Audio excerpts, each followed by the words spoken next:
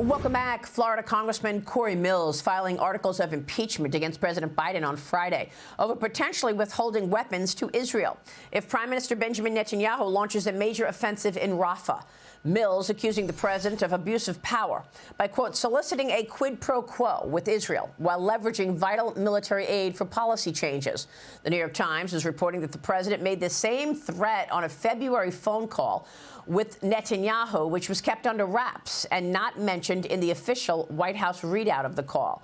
Joining me now is Florida Congressman Cory Mills. He's also a member of the House Armed Services Committee and the House Foreign Affairs Committee. Congressman, good to see you this morning. Thanks very much for being here. Give us your sense of this story and tell us more about these articles. Well, Maria, to be honest with you, this is very clear. It's an obvious this for that, a quid pro quo, or what's now should be called a quid pro Joe. We have seen where in Michigan during the Democrat primary, 13.2% filed as uncommitted. That's 101,457 votes. He now sees the pro-Hamas sympathizers who are across the country protesting on university campuses as well as blocking streets. He sees the recent polls, which shows President Trump up in all the swing states to include a 1.2% on average increase in Michigan. This is a clear understanding.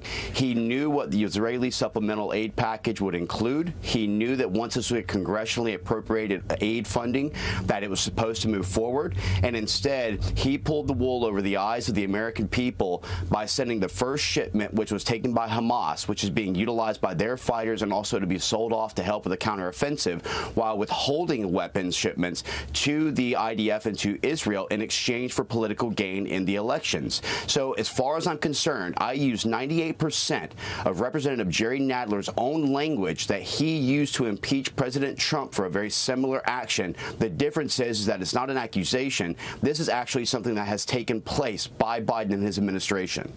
Well, it's pretty incredible, the language that we're hearing from this administration as it relates to Israel. Yesterday, Secretary of State Anthony Blinken delivered one of the administration's strongest pushbacks, strongest rebukes of Israel amid the war with Hamas. There were a pair of, and the New York Post is reporting this morning. During a pair of interviews, Blinken said to the United States, the United States wants Israeli forces, quote, to get out of Gaza. Unbelievable. That's what Blinken says. And then the Washington Post reporting this outrageous story as well, that the administration is, quote, offering Israel valuable assistance in an effort to persuade it to hold back on a full-scale Rafah invasion.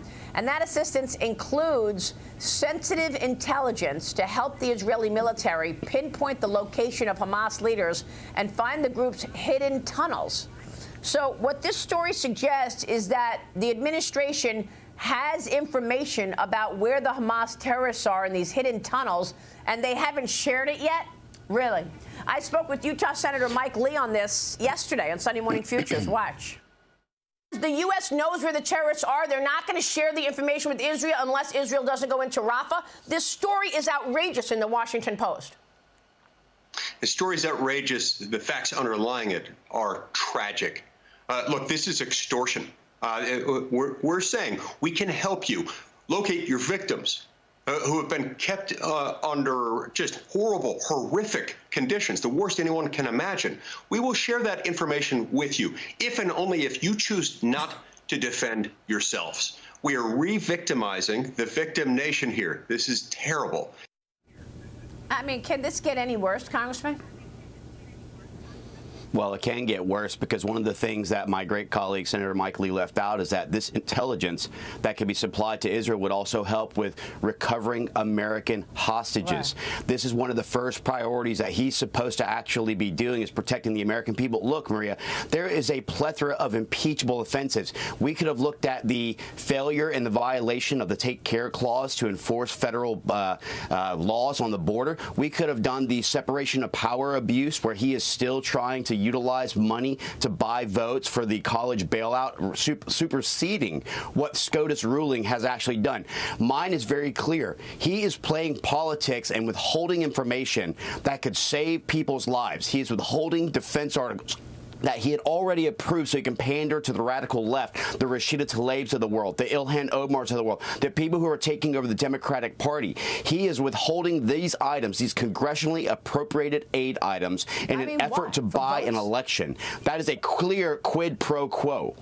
I mean, why? Why would he walk away from our #1 ally in the Middle East to get votes? I mean, I think, based on the people that I've spoken with about this story, this has been a red line for Jewish voters. He's lost a lot of independence with this decision.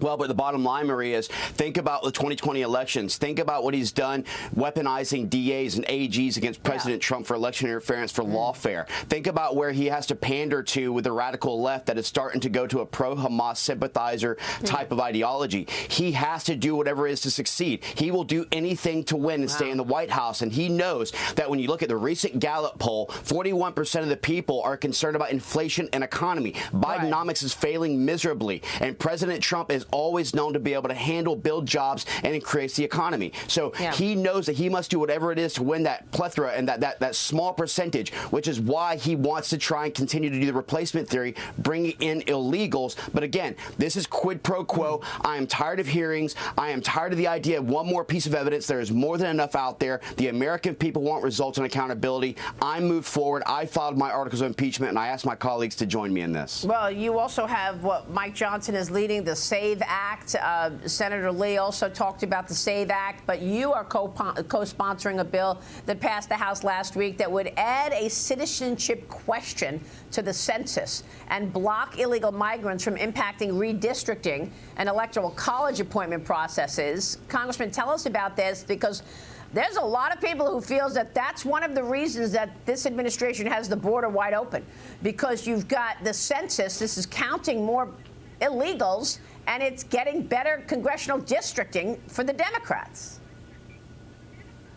Well, you said it right there, Maria, and I'm proud to have co-sponsored this piece of legislation which has passed the House that would stop illegals from actually being part of our census surveys, that would stop the redistricting lines, that would change how the demographics work with regards to congressional, state, and federal elected races. That would also include national races. And so even though they may or may not in certain states be allowed to actually participate in the elections, it still modifies the district lines. That's why they're flying them out to rural areas. That's why every state is a border state with 9+ million people coming across in the Biden administration. That's why they don't want to secure the border or impose Executive Order 212 Section F, which would unilaterally allow him to secure it. They want them to modify our elections. Again, it goes back to my impeachment articles or all the others. Joe Biden will do anything, weaponizing the government, weaponizing lawfare, keeping our borders open, increasing criminality. He will do anything to stay in office, and this is a gross abuse of power by the Biden administration.